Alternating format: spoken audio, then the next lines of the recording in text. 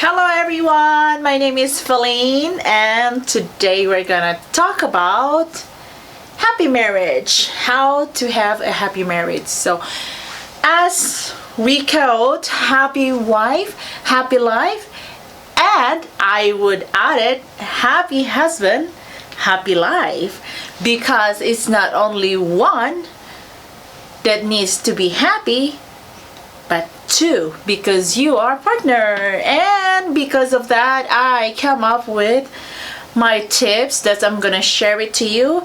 Either you're single, you're married, or you're not married, these tips you are gonna learn today, or it will help you for your relationship.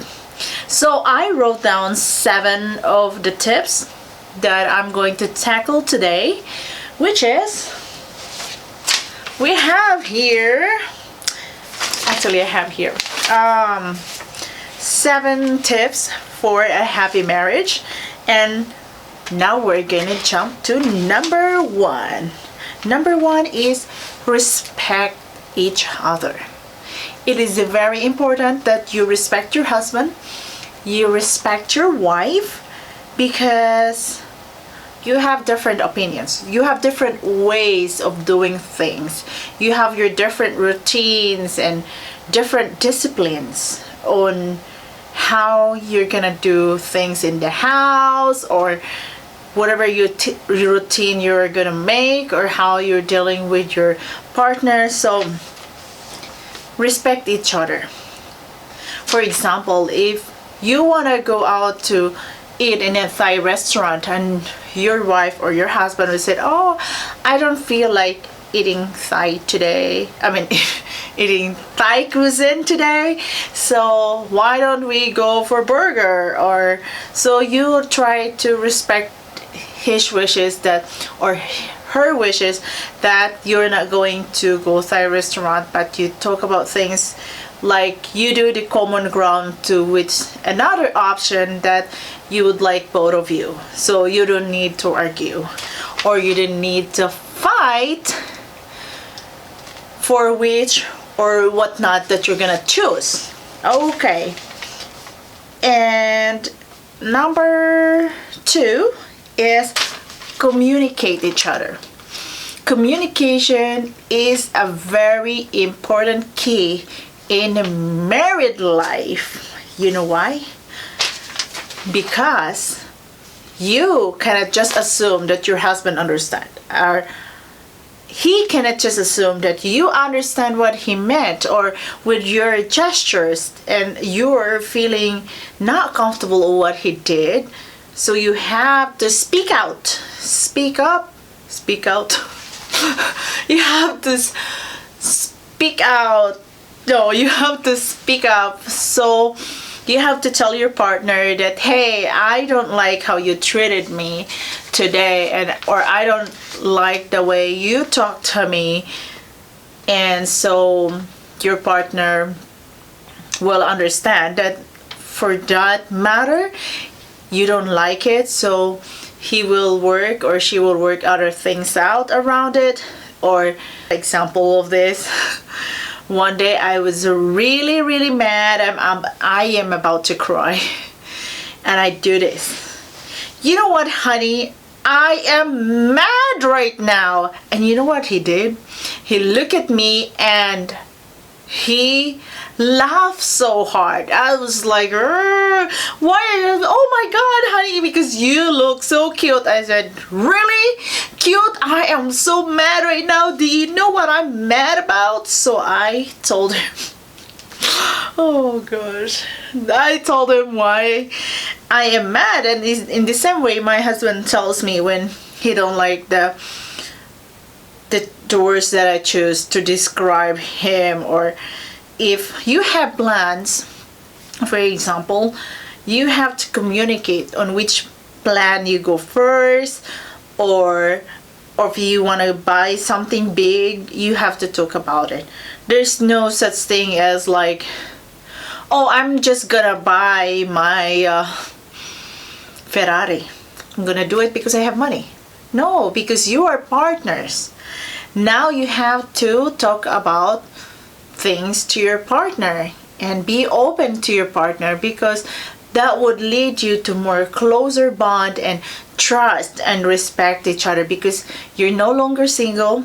You don't decide for yourself all the time, but most major things in marriage, you talk about it, and you talk about it with your husband or with your wife, and that's the way to go.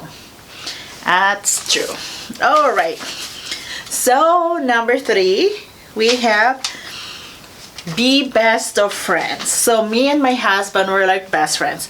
I can tell him everything, what's going on, or what's in my head, or what's bugging me, or emotionally, physically, financially, and what else? What else did I tell my husband?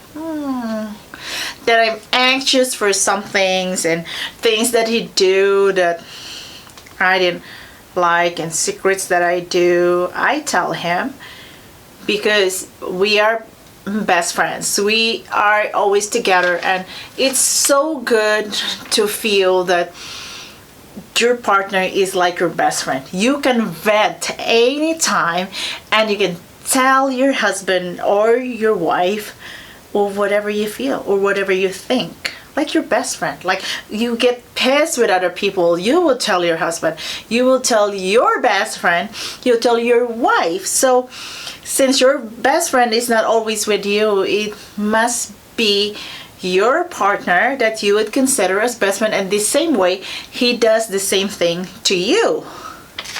Isn't it cool? It's cool. And then we plan things, we go for adventure and something like that. But anyhow, so that's it. And number 4, serve each other.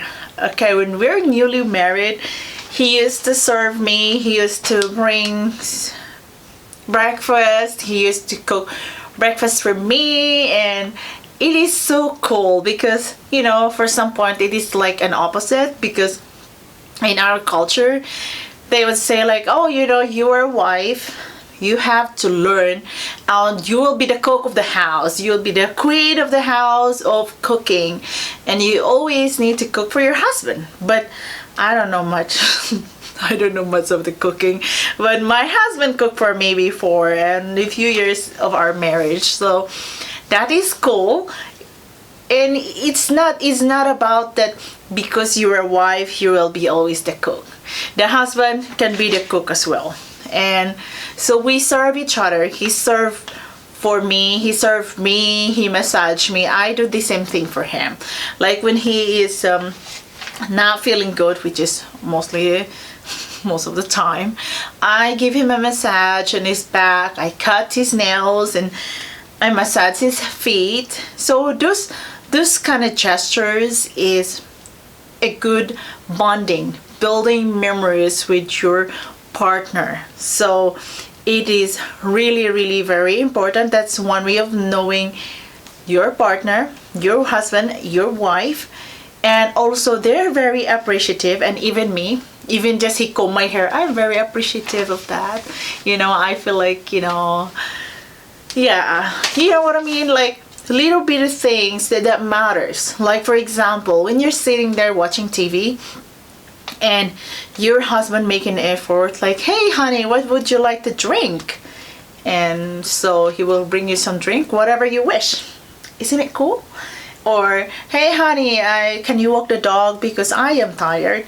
So he will do that. It's not because you have the routine, that is the only thing that you have to do. Oh, because you are the one who's doing it, you always be the one to do it. No, it is not. So whoever will offer, that would be great, and try to give an effort to, you know, little bitty effort. It matters to your partner, which is really very important that you give, excuse me, you give time and effort and your compassion as your partner. And number 5, don't bring back the past. Yes, that is a no. Because in a marriage, some of the couples, they bring back the past. Like if they have a fight long time ago and they have another fight now, they're gonna bring back the past. They're gonna like, oh, it was your fault, see, you do it, you did it again, and see, when we go there you watch this, and these girls and stuff like that. And especially when you get jealous, which is not healthy for a relationship if it is too much. Okay, so it is very important not to bring back the past of what you've been through, especially when you were upset that time, because it doesn't help in your relationship. You will not grow and you will stuck with the past. So tendency is you're always fighting because you bring back the past and you bring this and you blame your partner or he blamed you, and don't bring back your exes like, oh, my ex does this good thing and you are not. So no, don't do that. That is not healthy for your relationship, and it will just ruin your present relationship with your husband, whom you consider your lifetime partner. And number 6 is go out for a date. So never stop dating. So like if for me and my husband, we go out once a week or twice a week or 3, like in 2 weeks one time, that depends, but never stop dating, because you get excited, you dressed up for your date and you dressed up and you're building good memories. And then when you're eating in a restaurant, you remember your wonderful moments when you were just dating before, and I said, oh, remember, honey, when we were eating at the Gallagher's, that was the best steak